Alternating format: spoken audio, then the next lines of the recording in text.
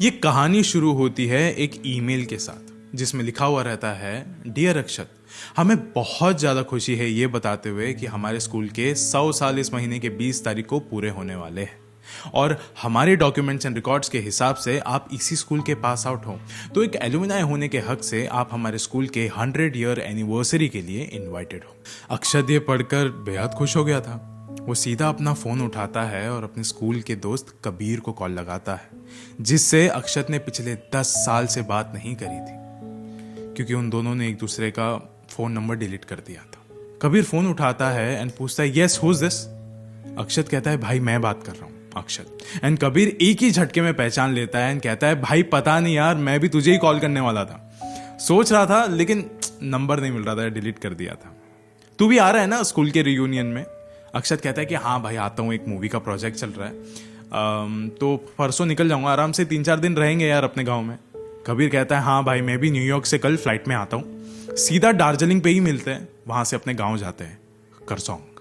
अक्षत एक film maker था जो मुंबई में रहता था और कबीर एक बैंकर था जो अमेरिका में रहता था। ये दोनों ही दार्जिलिंग में रहा करते थे और बचपन से किंडरगार्टन से कंप्लीट स्कूलिंग इन्होंने उसी डो हिल स्कूल में करी थी, जिसकी ये खौफनाक कहानी आज मैं आपको बताने वाला हूं।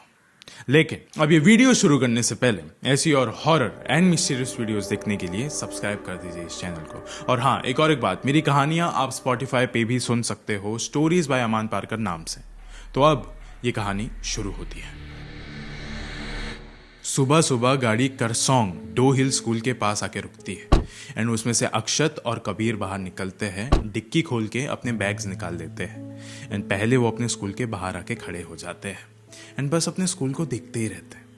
अक्षत की आंखों में आंसू आ जाते हैं एंड कबीर कहता है, भाई बीता हुआ कल है, याद मत कर यार, देखना कितना अच्छा मौसम है, कितना अच्छा समय चल रहा है, चल अंदर जाते हैं, फिर होटल भी ढूंढना है यार रहने के लिए, चल चल जल्दी निकलते हैं यहाँ से। जैसे ही वो दोनों अंदर जाते हैं बस आसपास देखते रहते हैं, कैसे वही सब पेंटिंग लगी हुई है दीवारों पर, कैसे यहाँ के पिछले 100 साल के सारे टीचर्स एंड प्रिंसिपल्स के फोटोज लगी हुई है हर जगह। अक्षत को अपना बीता हुआ कल याद आ रहा था, वही हंसने खेलने की आवाज़ें उसको याद आ रही थी, वही स्कूल के रिसेस बेल की आवाज़, बच्चों का भागते हुए जाना कैंटीन की तरफ, ये सारी ही चीज़ों के उसको फ्लैशबैक्स आ रहे थे। जैसे ही अक्षत एक क्लासरूम के पास गया, उसे वही टीचर नजर आई जो उसे बचपन में पढ़ाया करती थी। वो उस क्लासरूम के अंदर जाता है और देखता है वो टीचर सिर्फ एक ही स्टूडेंट को पढ़ा रही होती है। उस समय वो थोड़ा अपनी कदम आगे बढ़ाता है क्लासरूम के अंदर और उसी समय उसको पीछे से कोई आवाज लगाता है, अक्षत। अक्षत जैसे ही पीछे मुड़ता है, कबीर हंसते हुए कहता है, भाई इतना क्या खो गया है यार, भाई थोड़ा होश में रहे यार कम से कम। जब वापस अक्षत पलट के क्लासरूम की तरफ देखता है तो क्लासरूम में कोई भी नहीं होता है, एकदम बंद सा पड़ा हुआ था क्लासरूम। और कबीर वहीं दूसरी तरफ अपने बाकी दोस्तों से मिल रहा था एंड वो अपने प्रिंसिपल के सामने आता है एंड उनका पैर छूता है एंड कहता है, सर आपके आशीर्वाद से ही अक्षत और मैं स्कूल में पढ़ पाए, चाहे जो भी हुआ हो, आपने सबको नज़रअंदाज किया और हमें मौका दिया, शुक्रिया। एंड वो प्रिंसिपल बिना कुछ कहे वहाँ से चले जाता है। फिर अक्षत आ जाता है एंड पूछता है, थापा सर से मिला? पता नहीं, अभी भी नाराज़ है शायद। कबीर कहता है, नाराज़ करने वाली ही चीज़ थी वो, और उस एक बात को पता नहीं कितने समय से उन्होंने अपने दिल में दबा के रखा होगा। अक्षत और कबीर बात कर रहे होते हैं कि तभी वहाँ के प्रिंसिपल थापा आके सबके सामने अनाउंस करते हैं कि स्कूल में अभी समर हॉलीडेज चल रहे हैं, तो जो हॉस्टल है वो खाली है, तो स्कूल स्टाफ यही चाहता है कि जितने भी एलुमनाई हैं वो आगे आने वाले 2 रात और 3 दिन यही हॉस्टल में अपने पुराने अलॉटेड रूम्स में ही रहेंगे। एंड सब वहीं पे जोर जोर से चिल्लाने लगते हैं, खुशी से, सब कुछ एकदम बहुत एकदम सेलिब्रेशन जैसा लग रहा था। सिर्फ अक्षत और कबीर खुश नहीं थे। अक्षत कबीर को कहता है, कबीर जिंदगी भर इस डर में रहा हूं मैं कि कभी वापस आके यहाँ पे ना रहना पड़े, इसलिए तो मैं मुंबई शिफ्ट हो गया था। कबीर कहता है, तो मैं भी अमेरिका इसलिए तो गया था अक्षत। अक्षत थोड़ी देर पहले जितना खुश था उतना ही ज्यादा वो भी परेशान था। यहाँ जो 10 साल पहले हो चुका है वो अब तक भूला नहीं है। अक्षत और कबीर अपने हॉस्टल के कॉरिडोर में खड़े होकर बाकी दोस्तों से बात कर रहे होते हैं कि तभी सबको एक ईमेल आता है कि सुबह 8 बजे की असेंबली में सबको आना है एंड आना ही पड़ेगा, इट इज कंपलसरी। फिर उनमें से एक दोस्त मिथुन कहता है, लो शुरू हो गया, स्कूल आए नहीं कि अभी असेंबली, वही सारी चीजें हो रही है यार, ये सब के लिए नहीं आया था मैं वापस। सब लोग हंसने लग जाते हैं, कहते हैं कि चलो यार बहुत रात हो गई, ऑलमोस्ट 1 बज गए हैं, जाते सोने के लिए, सुबह सुबह असेंबली भी जाना है। सब चले जाते हैं, अक्षत और कबीर भी अपने कमरे में चले जाते हैं। फिर अक्षत कहता है कि भाई देख यार, आज भी कमरे में 3 बेड हैं और एक ही स्टडी टेबल है। पता है ना हम लोग कितना झगड़ते थे एग्जाम के 1 दिन पहले स्टडी टेबल के लिए। बस फिर ये बातें वगैरह करके अपने नाइट ड्रेस पहन के वो दोनों सो जाते हैं। अभी कुछ रात के 2:15 हो रहे थे रात के, और उस समय कबीर उठता है और अपने कमरे से बाहर निकलता है और वो बॉयज टॉयलेट में जाता है। एक लाइटर से सिगरेट जलाता है और बाथरूम के पॉट पे बैठ जाता है एंड बस सिगरेट पीता रहता है। तभी बाथरूम के बाहर से एक आवाज आती है, कबीर। फिर कबीर को लगता है उसे वहम हुआ है। फिर दोबारा से आवाज आती है, कबीर। फिर कबीर बोलता है, कौन है? फिर दोबारा आवाज आती है, कबीर। ये तुम हो ना अक्षत? ऐसा कबीर कहता है। फिर कुछ देर के लिए आवाज बंद हो जाती है। सिगरेट आधी बची हुई होती है, फिर भी कबीर में इतना भी दम नहीं था कि उस सिगरेट का एक कस भी वो मार सके, क्योंकि वो इतना ज्यादा घबरा चुका था। फिर वो फ्लश करता है एंड सिगरेट भी पॉट में डाल देता है। एंड तभी वो एक चांस लेके पॉट पे खड़े होके बाहर देखता है कि कोई है तो नहीं, लेकिन हाश, दरवाजे के बाहर कोई भी नहीं था। लेकिन फिर भी उसने एक और एक चांस लिया। वो नीचे उतरता है और नीचे से भी देखता है कि दरवाजे के बाहर किसी के पैर तो नजर नहीं आ रहे। कोई भी नहीं था, सिर्फ उसका वहम था। वो जैसे ही दरवाजा खोलता है उसके सामने एक मुर्दा खड़ा होता है। अक्षत अगली सुबह सुबह असेंबली हॉल में पहुंचता है एंड बाकी सबके साथ प्रेयर्स का हिस्सा बनता है। फिर उसका एक दोस्त यश पूछता है कि कबीर आया नहीं। फिर अक्षत कहता है कि पता नहीं यार, जब मैं सुबह सुबह उठा ये मुझे दिख ही नहीं रहा था, कहीं पे भी नहीं था। फिर असेंबली खत्म हो जाती है एंड अक्षत प्रिंसिपल थापा के पास जाके कहता है, कैसे हो सर, आपको मैं याद तो हूं ना? प्रिंसिपल कहता है कि तुम दोनों को मैं कैसे भूल सकता हूँ। बस इतना कह के वो निकल जाते हैं एंड तभी अक्षत अपने कुछ दोस्तों के साथ स्कूल के बाहर निकल जाता है।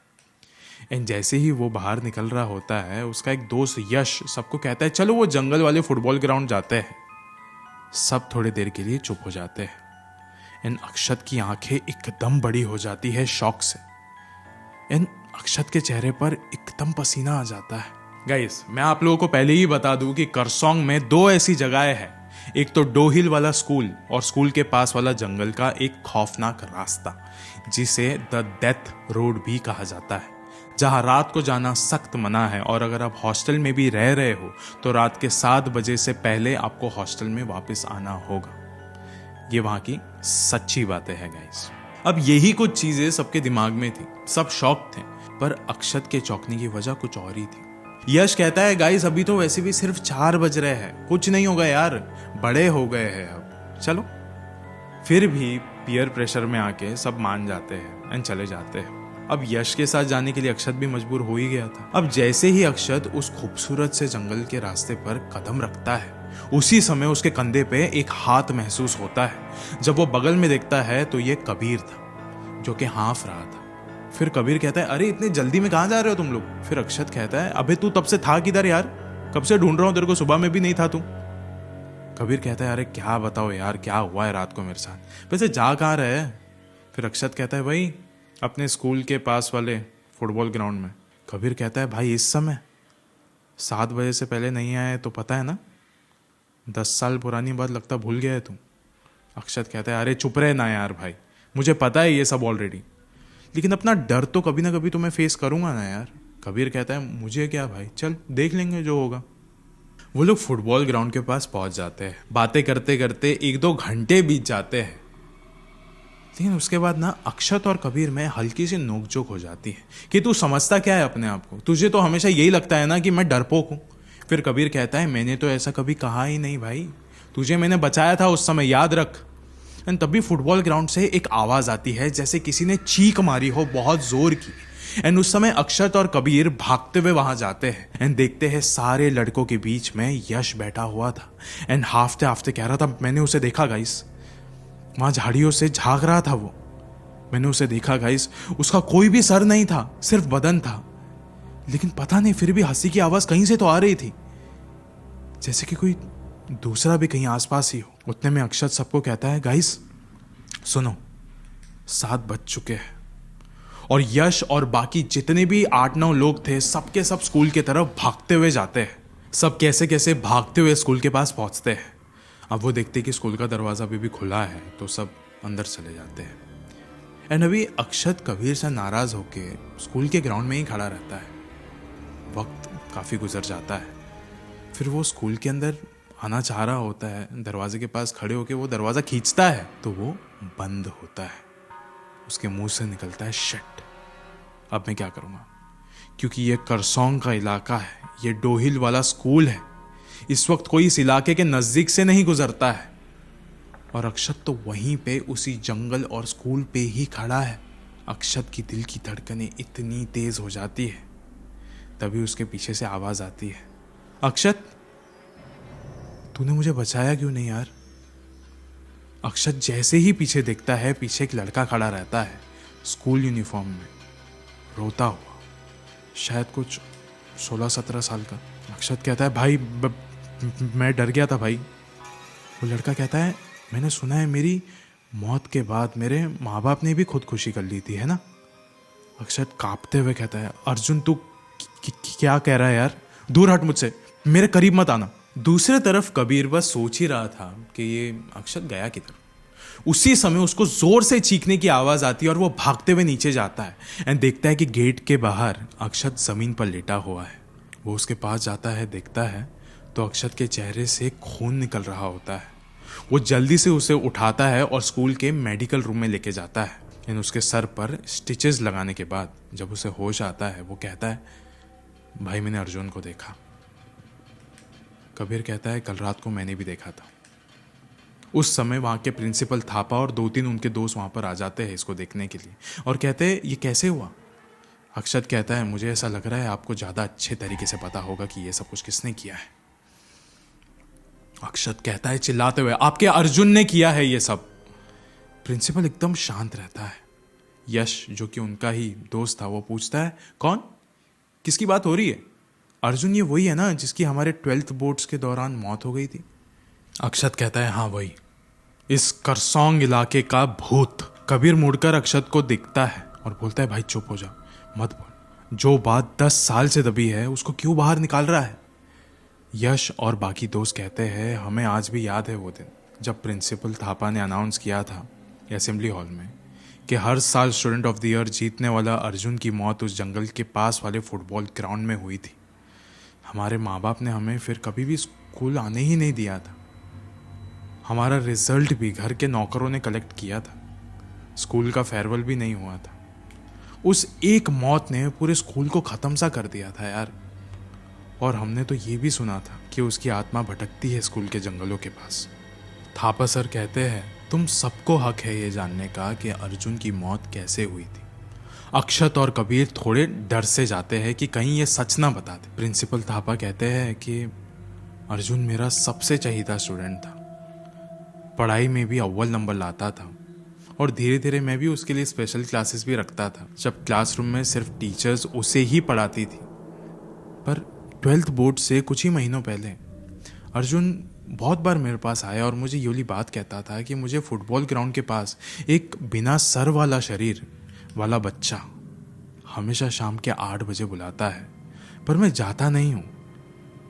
लेकिन वो मुझे कभी कभी मेरे कमरे में भी दिखता है। और दिन ब दिन अर्जुन की हालत खराब होते जा रही थी। और एक शाम को कबीर और अक्षत ने मुझे आके बताया कि Thapa sir, Arjun death road के पास गया है। तो जब तक हम वहाँ पे पहुँचे उसका सर हमें कटा हुआ मिलता है डेथ रोड पे और उसका आधा कटा हुआ शरीर फुटबॉल ग्राउंड के कोने में। उनका जो दोस्त था यश, वो पूछता है, अक्षत और कबीर, तुम्हारे लिए तो बहुत दर्दनाक हादसा होगा ना। जब से स्कूल शुरू हुआ था, बचपन से लेकर 12th तक, अर्जुन तुम दोनों का बेस्ट फ्रेंड था एंड प्लस रूममेट भी था। अक्षत से रहा नहीं जा रहा था। उसने कहा मुझे कुछ सच बात बतानी है। कबीर ने कहा नहीं अक्षत चुप रहे। अक्षत ने कहा सालों से ये बात मैं छिपा के नहीं रख सकता हूँ।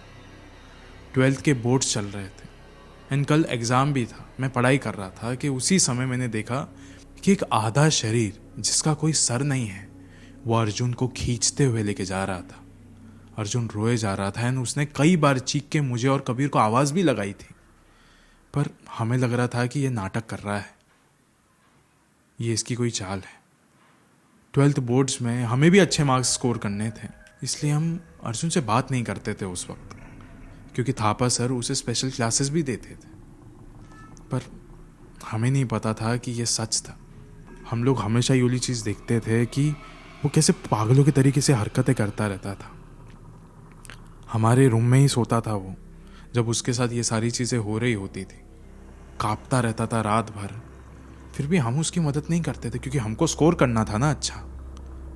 बखूबी हमने भी स्कोर किया अच्छा, लेकिन वो जो शाम थी उस वक्त हम ये सब कुछ भूल चुके थे। फिर खाते वक्त सिर्फ ऐसे ही कैजुअली जाके हमने थापा सर को बताया कि ऐसा कुछ तो हुआ है, तो वो स्कूल स्टाफ के साथ भागते हुए गए एंड फिर पता चला कि उसका भी सर काट दिया गया है। थापा सर रोते हुए कहते हैं कि डेथ रोड का रास्ता वहां से बहुत दूर है। अगर तुम उसी दिन उसी वक्त तुमने अगर मुझे बता दिया होता तो शायद आज अर्जुन जिंदा होता। अक्षत और कबीर अपना सर झुका के रखते हैं एंड एक्सेप्ट कर लेते हैं कि उनसे गलती हुई है। अगर उन्होंने कोई ऐसा बुरी ताकत का गुनाह देखा था तो फौरन बता देना चाहिए था। आज उनके सबसे करीबी दोस्त की जान नहीं जाती। अगले दिन सब एलुमिनाई घर जा रहे होते हैं एंड कोई भी अक्षत और कबीर को नहीं मिलता है एंड कबीर और अक्षत भी एक चेक थापा सर के हाथ में रखते हैं as a big school donation. And सारे दोस्त लोग बस उनको ना एकदम बहुत ही घिनौनी नज़र से दिखते हैं। एक तो आके कहता भी है यार तुम लोग से ये कभी उम्मीद नहीं करी थी हमने। हम तो सोचते थे कि तुम उसके सबसे चहीते दोस्त हो, क्योंकि अर्जुन ने तुम्हारे बारे में कभी कुछ गलत नहीं कहा था। वो तो तुमको सबसे अच्छा दोस्त मानता था। अभी वो सबसे ज़्यादा अच्छा स्कोर करता था, वो हर साल स्टूडेंट ऑफ द ईयर जीतता था, उसमें उसकी क्या गलती? और तुम जेलस हो गए उससे और उसको मरने के लिए ऐसे ही छोड़ दिए। लोग ये सब कुछ सुनकर गाड़ी में बैठ के निकल जाते हैं एंड वापस जाते जाते अक्षत और कबीर एक दूसरे को यही कहते हैं कि वादा करते हैं कभी भी एक दूसरे को मिलने की कोशिश नहीं करेंगे। और वो दोनों उसी वक्त अपने फ़ोन से एक दूसरे का नंबर भी डिलीट कर देते हैं। मैं जानता हूँ मेरी ऑडियंस बहुत ज़्यादा स्मार्ट है। डो हिल करसोंग का ये कौन सा वाला स्कूल है आप लोग मुझे कमेंट्स में आके बता ही दोगे, लेकिन मैंने करसोंग के डो हिल स्कूल के बारे में जितनी भी कहानियाँ सुनी हैं उसमें से ये कहानी सबसे ज़्यादा दिलचस्प और खौफनाक। अक्षत अपने काम के लिए मुंबई चला गया, कबीर अमेरिका चला गया, बचे तो फिर से प्रिंसिपल थापा ही अर्जुन की प्रेत आत्मा के इर्द गिर्द, जो कि हर कुछ दिनों में अर्जुन की आत्मा को तड़पता हुआ और रोता हुआ पाते हैं उसी जंगल में। इसकी असली कहानी भी यही है कि 100 साल पहले जब ये स्कूल की स्थापना हुई थी तब किसी तो क्रिमिनल ने किसी एक बच्चे के सर को धड़ से अलग कर दिया था और उस डेथ रोड के पास उसके सर को वहाँ पे फेंक दिया था। और तभी से आगे आने वाले 100 साल तक उस बच्चे की आत्मा दूसरे बच्चों को सताती है और उन्हें भी जान से मार देती है। आज इस वीडियो के अंत में मैं आपसे बस यही कहना चाहूँगा कि Kurseong jungle and Dow Hill school is a beautiful place but only till 7 PM। बाकी का वक्त वहाँ की आत्माओं के लिए ही बेहतर है। बाकी आप मेरी ऐसी कहानियाँ Spotify पे भी सुन सकते हो, स्टोरीज बाय अमान पारकर नाम से। शुक्रिया।